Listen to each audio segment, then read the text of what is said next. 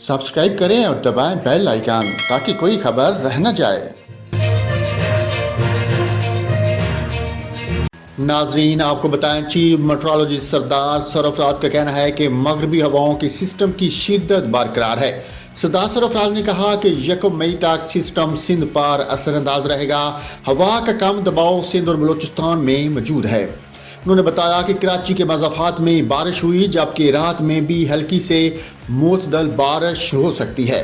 सरदार सरफराज ने बताया कि कराची में आइंदा 3 से 4 दिन वक्फे से बारिश का इम्कान रहेगा। उधर हैदराबाद के मुख्तलिफ इलाकों में मूसलाधार बारिश के बायस कई इलाकों में बिजली की फराहमी मुअत्तल हो गई।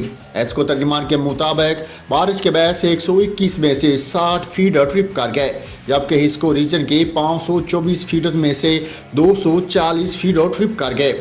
एस्को तर्जुमान का कहना है कि बारिश का सिलसिला रुकते ही मुकम्मल सेफ्टी क्लियरेंस के बाद फीडरों की बिजली बहाल की जाएगी।